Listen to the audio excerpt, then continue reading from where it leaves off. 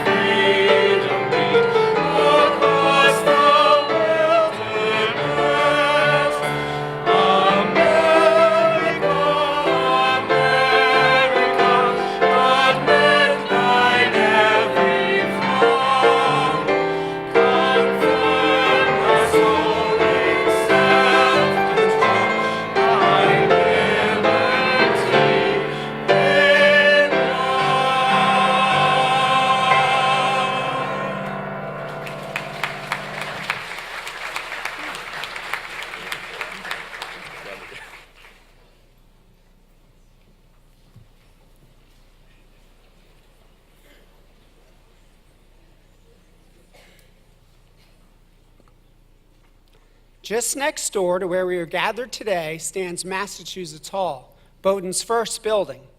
It opened 215 years ago in September 1802. Back then, it was Bowdoin's only building, and it not only served as classroom space, it's also where the 8 members of the class of 1806 lived for a time with President McKean and his wife Alice. When President McKean, a reverend, wanted the students to join him for prayer, all he had to do was tap his cane on the stairs. It would never again be that simple to get students to comply with the president's wishes. We know why this first college building was named Massachusetts Hall. This was Massachusetts in those days. But what about the names of Bowdoin's other buildings? What are some of those stories, and who are the people behind the names? Searles is a good place to start. A building named for a woman who never set foot on the Bowdoin campus. In 1892, William DeWitt Hyde, Bowdoin's 7th president and author of The Offer of the College, wrote of the urgent, even desperate need for a scientific building, warning that within a year, Brunswick High School will have better accommodations for laboratory science. But of course, there was no money in the budget, nor was there universal acceptance of the argument that a fancy new building was necessary. As English Cardinal John Henry Newman had counseled, have a university in shanties, nay, in tents, but have great teachers in it. Sound advice, wrote Hyde, as long as it is necessary to choose between teachers and buildings. Hyde put out the appeal for donors, and Edward Searles, who had been an associate in a New York furniture and interior decorating firm, answered the call. But did he really? And how does a decorator have that kind of money?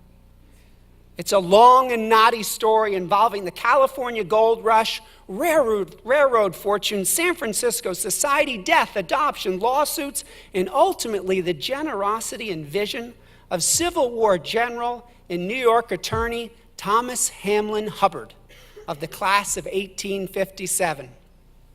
Lewis C. Hatch provides a concise account of the tale in his 1927 History of Bowdoin College.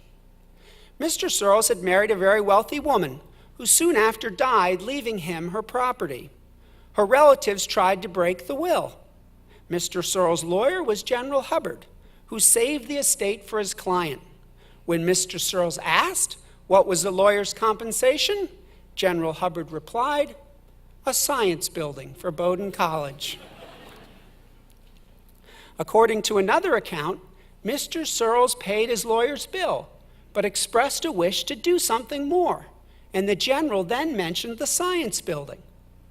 "But I have no connection with Bowdoin," said Mr. Searles. "What reason is there for my doing this?" "Oh, give it in the memory of your wife," said the general. And so, Bowdoin has the Mary Frances Searles Science Building. Whatever is the exact truth of the matter, at least all at Bowdoin may join in the sentiment expressed by Maine Supreme Court Chief Justice John Peters, a graduate of Yale, but a trustee and loyal friend of Bowdoin, who said, "Ain't I glad that man married that woman? And ain't we all glad that man hired General Hubbard?" Thomas Hubbard had a guiding hand not only in Searles, but also in this building, Memorial Hall, and of course, Hubbard Grandstand and Hubbard Hall, Bowdoin's main library building from 1903 to 1965.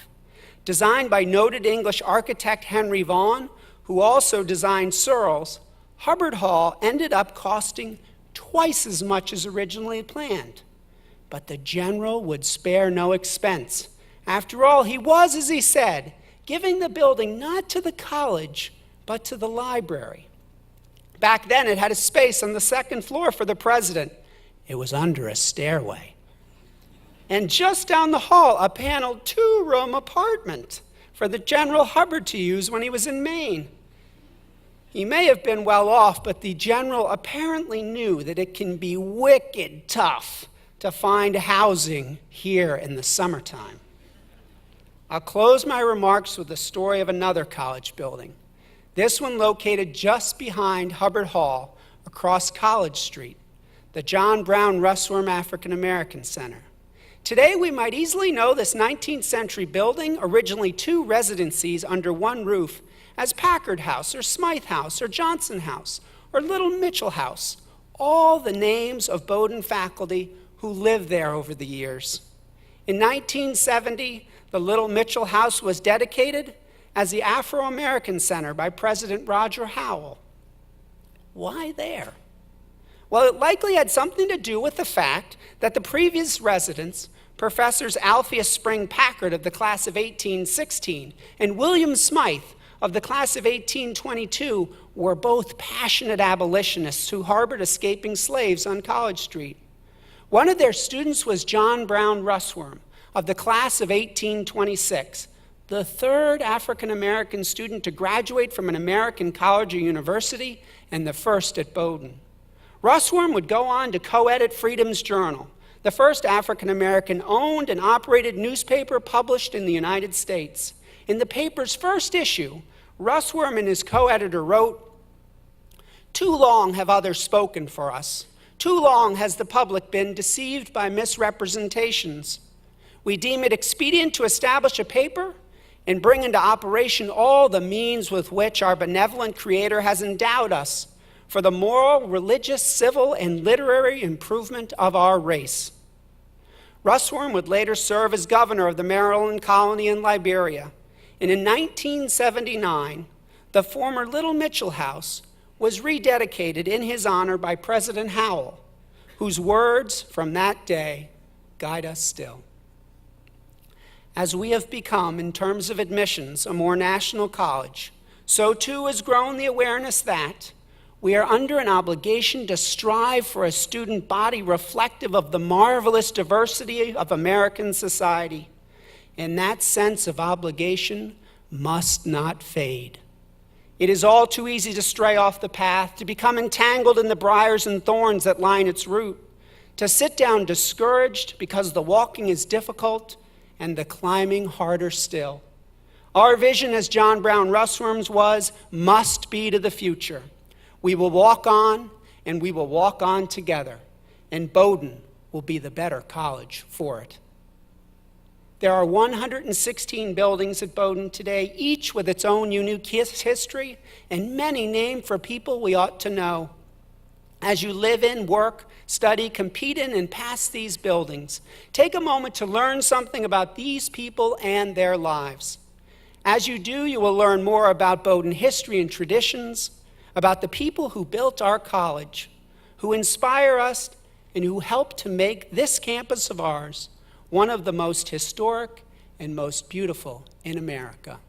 Thank you for listening.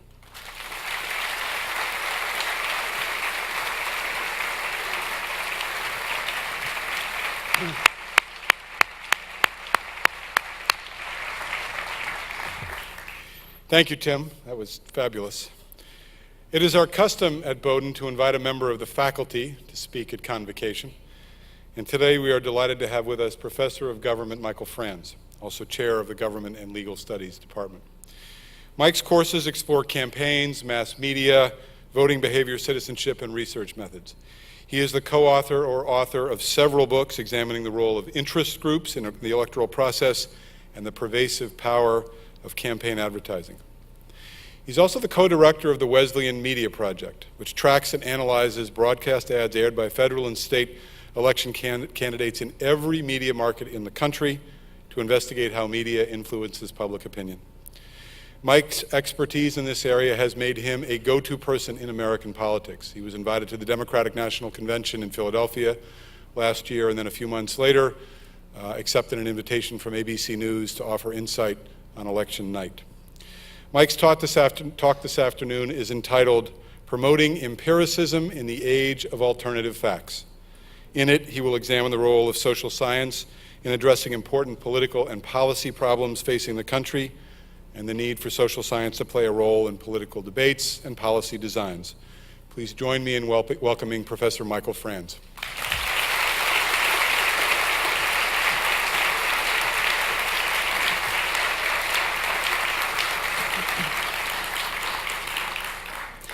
Thank you, President Rose, and thank you for the chance to speak before my colleagues on the faculty and staff, before guests, and especially before the class of 2021.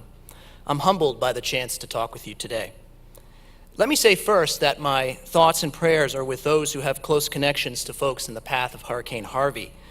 Your transition here to Bowdoin, I'm sure, has been filled with anxiety, and I know that the college and its excellent staff will help in whatever way possible. As we say, Bowdoin is our nurturer and friend.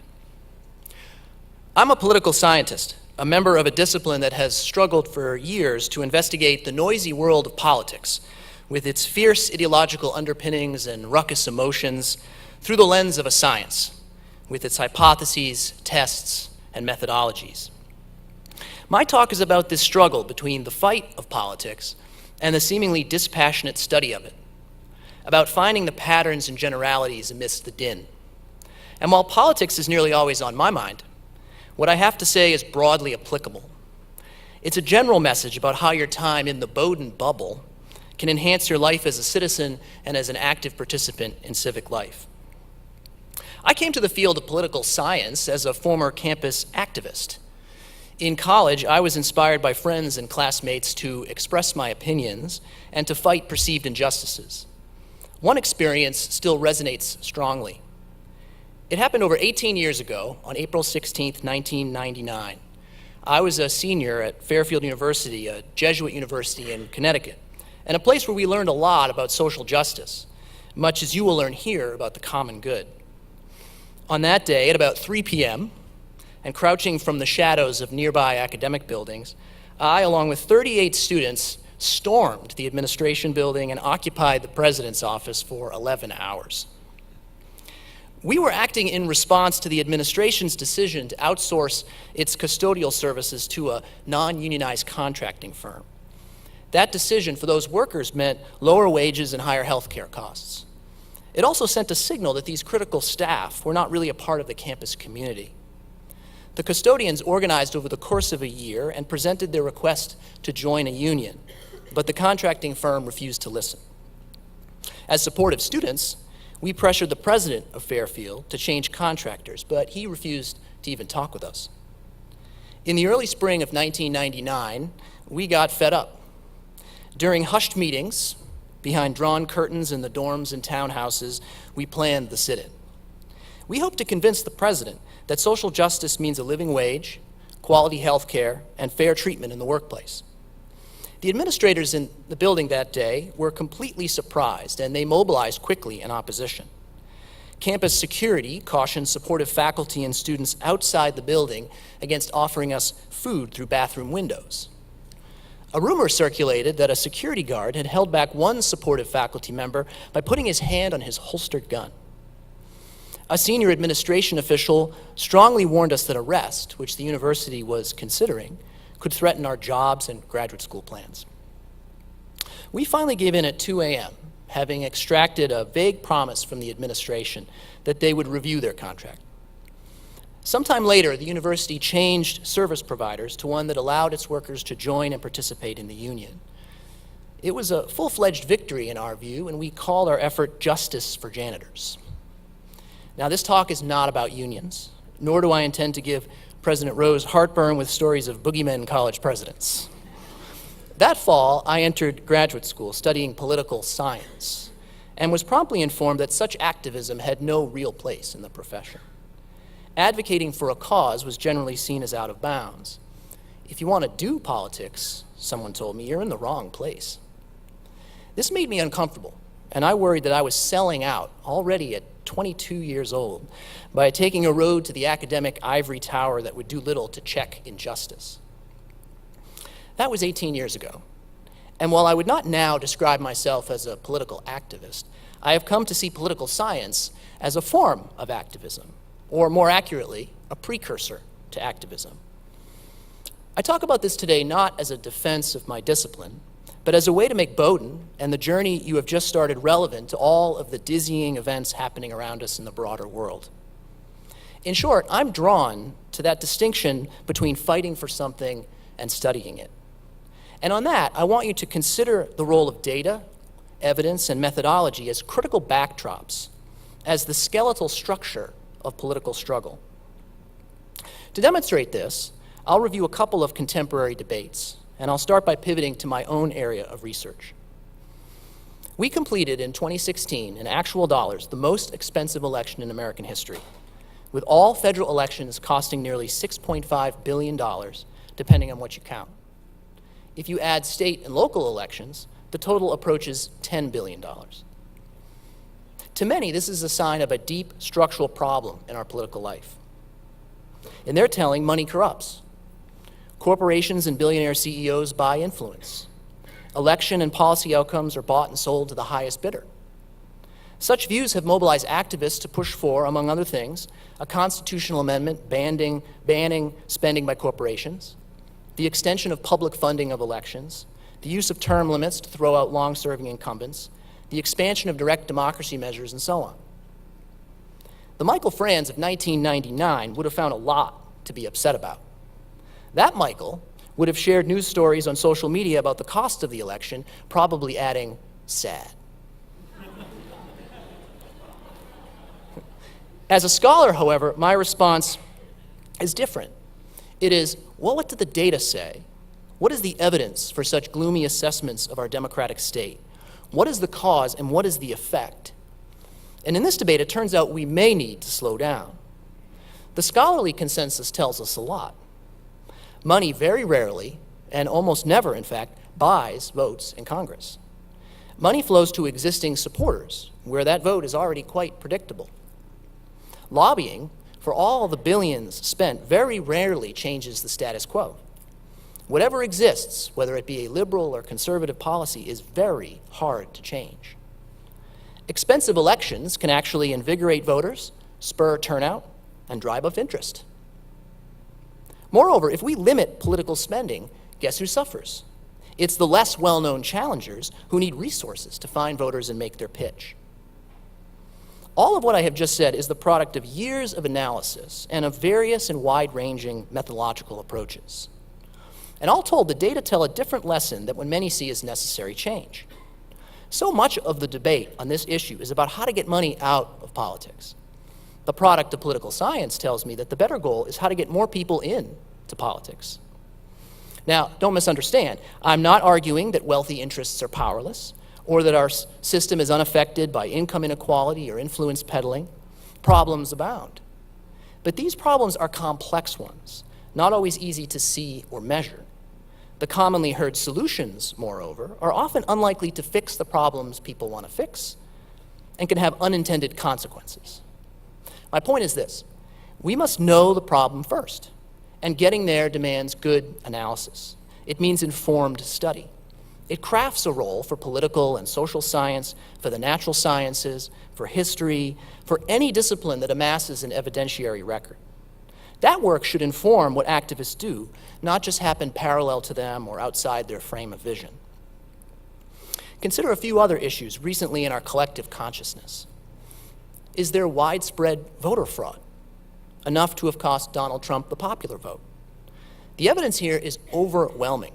Voter fraud is incredibly rare, almost non-existent. The scholarship on this question has largely settled the debate. Should we be vigilant about voter fraud? Yes. Should we create a presidential commission to investigate it? Almost certainly not. In the debate over the one-person, one-vote standard, this is the standard we hold so dear, where your vote counts the same as mine, as Bill Gates, as Ivanka Trump's. The court in the 1960s looked closely at and was persuaded by substantial social science evidence of grossly unfair gerrymandering. Just recently, the court considered a contemporary challenge to the one-person, one-vote standard, and it again was met with extensive social scientific analysis. As we debate Confederate war memorials, it's important to remember that social science has devoted considerable effort to conceptualizing and measuring contemporary levels of racism. How can any conversation about race not address the question of how racial attitudes are formed and perpetuate? Such conversations demand the work of good scholarship. Examples abound, actually, and on all manners of contemporary questions and controversies. I have 3 key points that I'd like you to consider. First, we must contribute to political debate with the tools of scientific inquiry. I was taught that we should form our hypotheses and study the data without regard to our own view of the outcome. An empiricist can often find common cause with liberals and conservatives. My own research has found its way into Senate testimony in support of greater transparency in campaign finance, a liberal position. It has also been used in support of conservative arguments opposing efforts to limit or direct speech in elections. In neither case did political advocates misuse my analysis. Second, finding the necessary evidence is incredibly hard. Sometimes the existence of certain rights will blunt even compelling evidence. The First Amendment is incredibly clear. Congress shall make no law. As is the Second Amendment, the right of the people to keep and bear arms shall not be infringed. Whether we should enact certain policies must consider seriously the inviolability of these rights. I should note also that values are important. There may be no evidence that will shake my devotion to certain principles or beliefs. But even here, we can consider the positions of others and at least be open to persuasion. Beyond this, identifying causal relationships make our arguments open to serious critiques.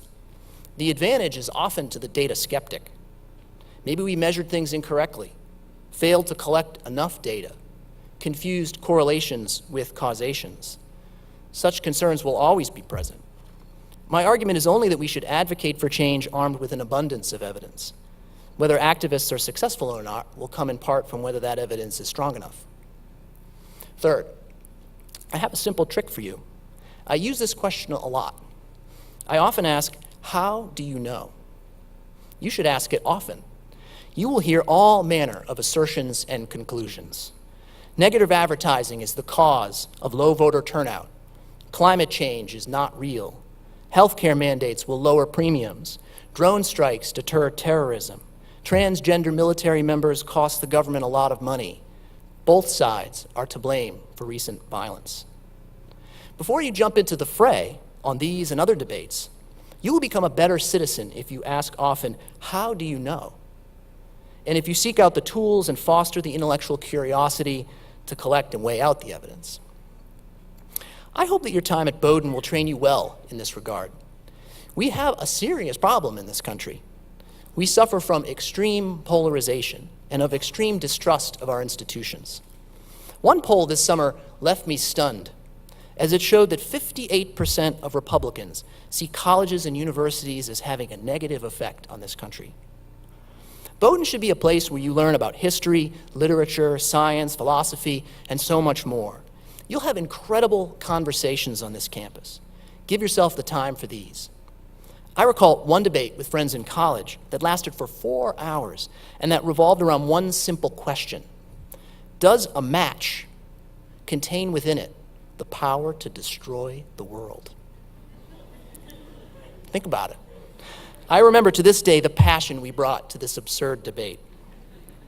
This is explicitly a call for us to slow down, but it is not a call for a blanching of our passions. You can and should march in the streets when the times compel it. You can and should run for office or start an advocacy group. I only ask that you review the evidence for your positions, collect the data if the evidence is scant, listen to the skeptics of your claims, ask for their evidence. I'm sad to say that this idea is not novel, but we may have forgotten it. And this is not a story where science simply provides the raw material for others to use in their advocacy. As a scholar, I avoid making political arguments in the absence of data, but the data may lead me to certain political perspectives that invite or demand entrance into the realm of political back and forth. There's a story that's often told. Upon exiting the Constitutional Convention, Benjamin Franklin was approached by a group of citizens asking what sort of government the delegates had created. His answer was, a republic, if you can keep it. How do we keep it? How do we heed Franklin's warning? We show up, we take part, we argue about the direction of the country, and we honor the sacrifice of others. But we do not show up armed only with beliefs or feelings or partisan labels, but also with evidence and analysis, with an open mind, with the best intentions informed by the work of others, and with careful considerations of the consequences. I keep thinking about that poll. I'm pretty sure that your time at Bowdoin will not be harmful to this country. I'm confident it will make it stronger, in fact. I'm excited for you all. Your next chapter begins today. Thank you.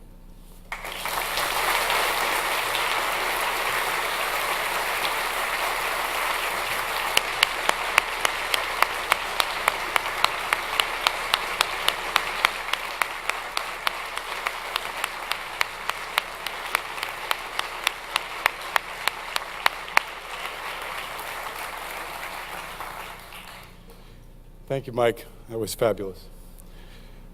It is now my pleasure to invite George Lopez, our Beckwith Artist in Residence, Hannah Renato, Class of 18, and Ann McKee, Class of 2020, to the stage to perform today's musical interlude, Largo ma non troppo, by Johann Sebastian Bach, his concerto in D minor for 2 violins.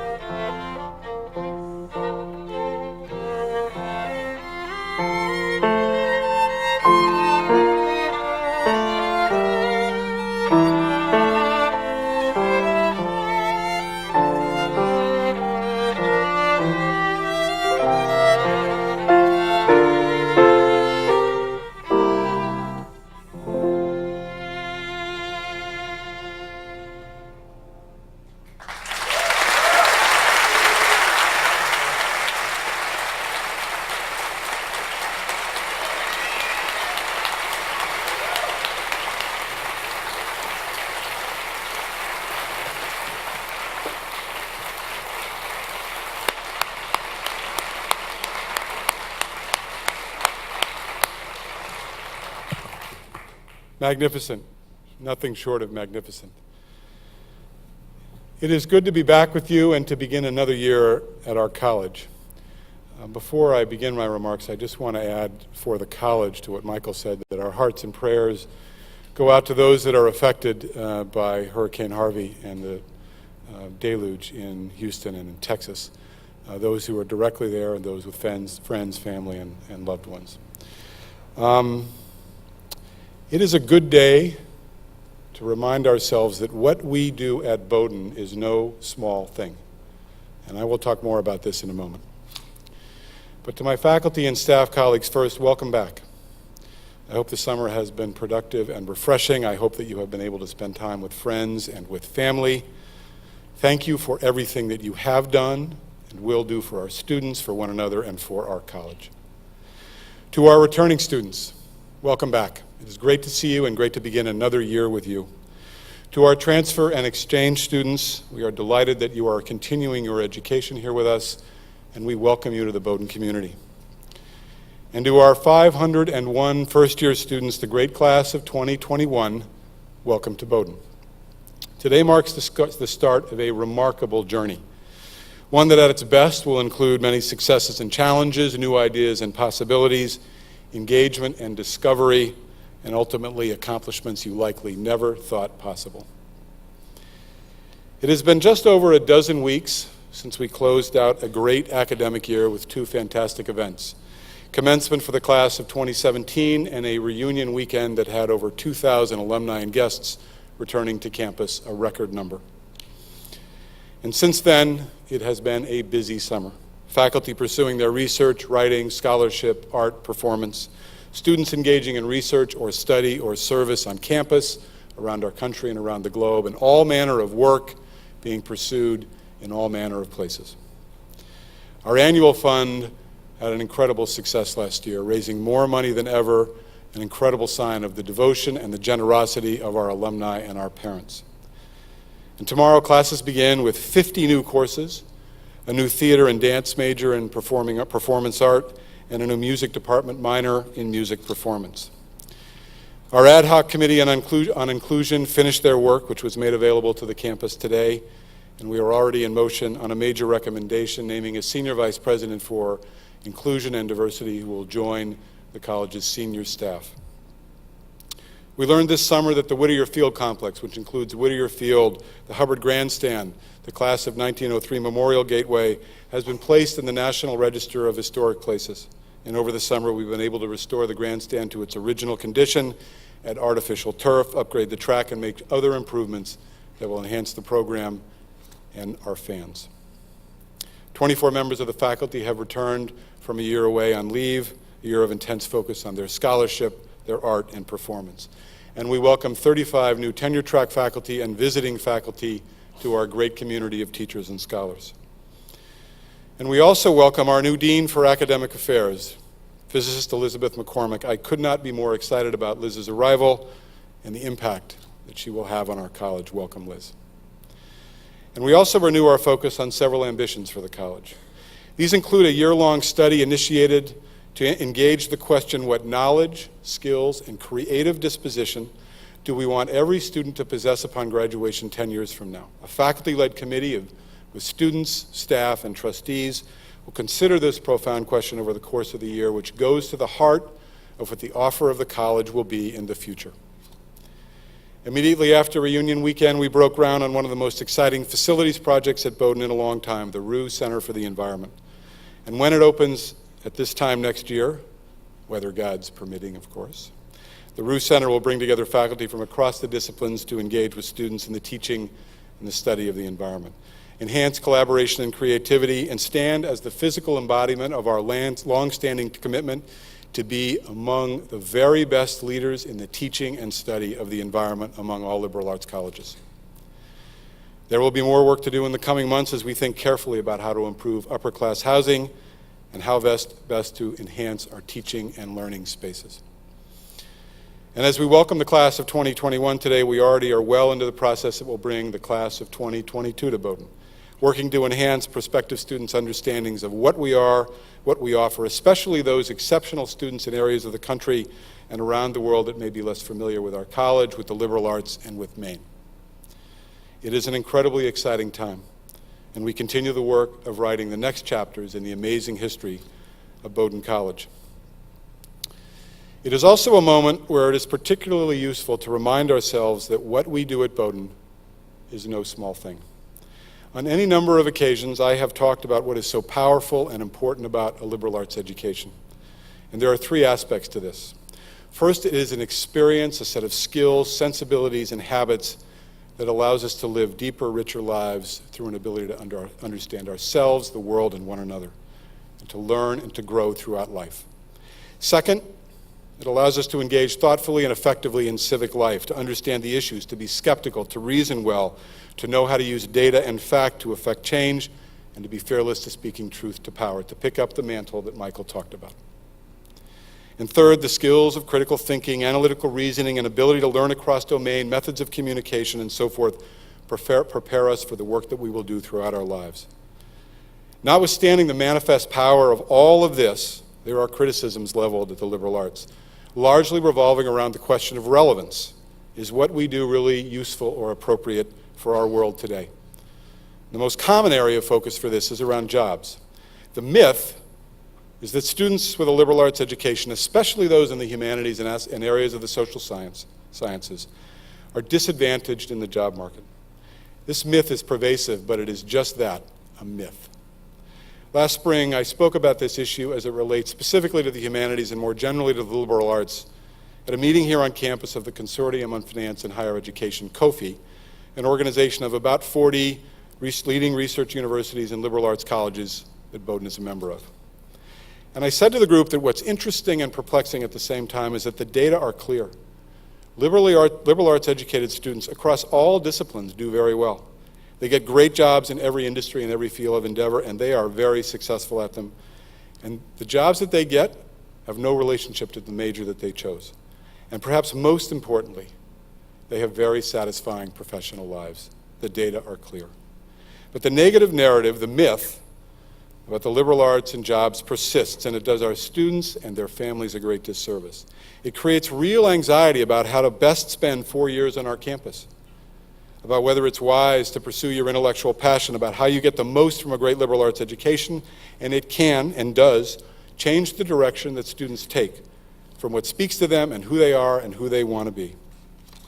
So to our students, especially our first-year students, be wary of the trap that your area of study leads directly to the work that you will ultimately do. They are different. A liberal arts education is not a straight line from A to B. It is a trip around the alphabet. Use these 4 years to explore, to taste from the amazing intellectual menu in front of you, to seek out, learn about, and pursue your intellectual passions. And so the work of preparing our students for impactful and satisfying professional lives is no small thing. But the question of relevance is even more important and takes on even greater urgency when we pivot back to the first two reasons for why a liberal arts education is so powerful and so important. A meaningful life, understanding ourselves and the world that we live in, and civic engagement. Consider where we are today in the world of politics, of government, and the media. Imperfect, but essential institutions for a healthy society and democracy. And in this context, what we do at Bowdoin is more important than ever. As I noted in my message to the campus a little more than a week ago, what we do matters very much in the face of the hate and the violence on display in Charlottesville. But there is also something else going on, something quite insidious. We have evolved to a most distressing place, and I use that word evolved very deliberately, to a place in our society and world where intellectual engagement is too often mocked, where facts are willfully ignored or conveniently dismissed, where data is curated or manipulated for short-term gain rather than to illuminate aspects of the truth. Hypocrisy runs rampant. Character is no longer required for leadership, and instant gratification and personal aggrandizement are the celebrated virtues rather than tackling the hard problems and serving the public interest, serving the common good.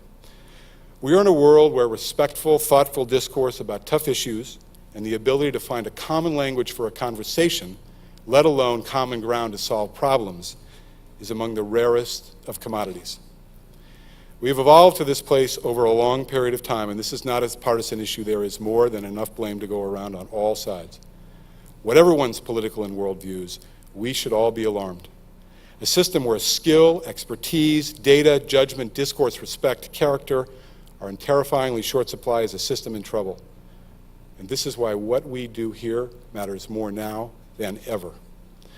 As I've reflected on it, our essential work might be described as developing and enhancing competence, community, and character.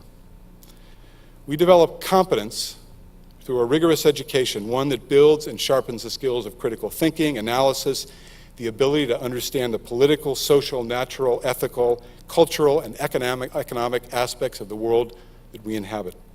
The ability to continue to learn, the disposition to be intellectually nimble, to exercise judgment, and to communicate effectively.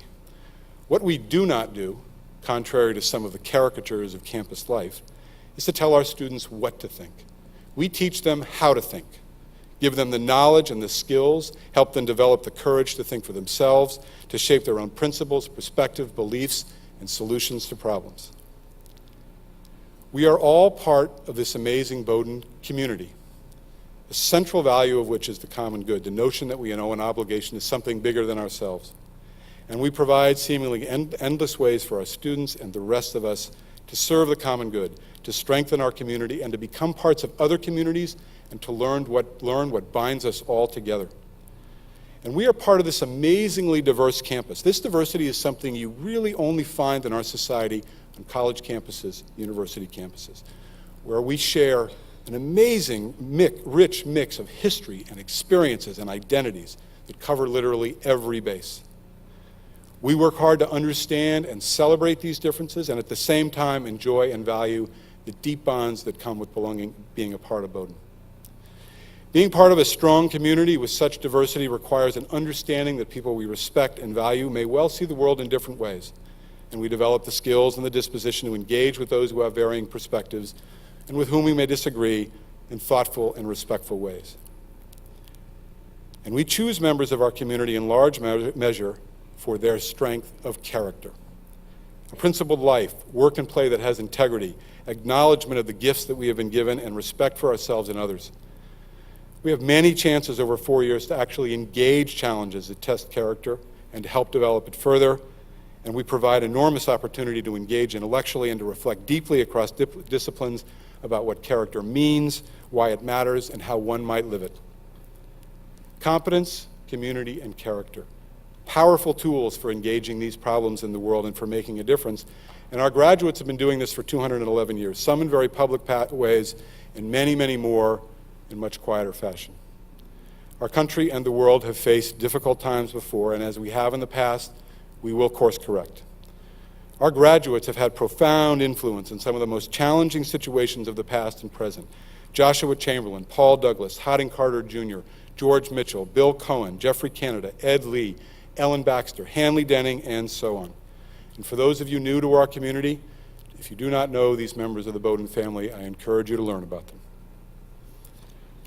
So having reached this very challenging moment in society and in our world, it would be easy to despair. But I do not. I am optimistic. I am optimistic because I know that what we do develops and enhances competence, community, and character, and that these are three essential ingredients for fixing our problems. I'm optimistic because I see the remarkable dedication of our faculty, your work with our students, in and outside your classrooms, our labs, and our performance spaces. I see the impact that our staff has on the lives and the experience of our students across campus. And I see how amazing our students are. Wicked smart, thoughtful, kind, warm, funny, open, and dedicated to helping each other live better lives. And so to my colleagues on the faculty and the staff, as you prepare for work each day, know that what you are doing here matters, and it matters now more than ever. And to our students, know that your 4 years on our campus are preparing you to engage with some incredibly challenging issues, and that you will have amazing opportunities to make things better. What we do here is no small thing. So as we begin our 216th academic year, I hope that for each of you it is a year filled with deeply satisfying work and continued discovery, that you enjoy good health, that you experience the joy of family, friends, and the amazing bonds of the Bowdoin community. I now declare the college to be in session. Thank you.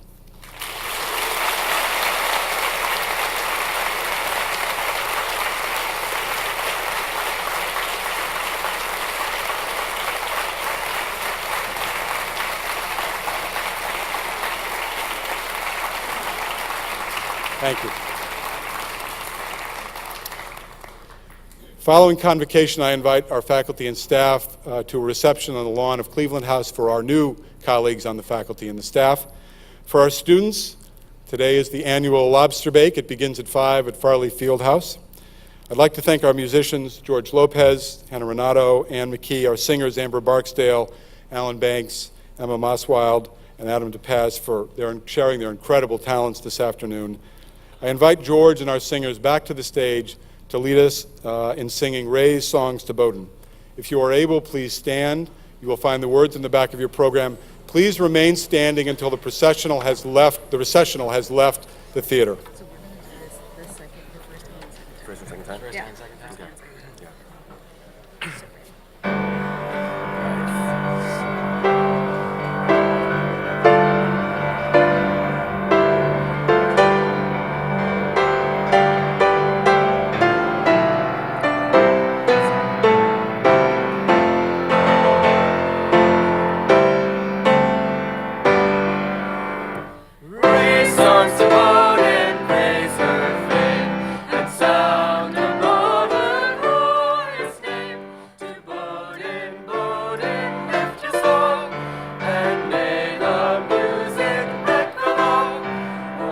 this bridge.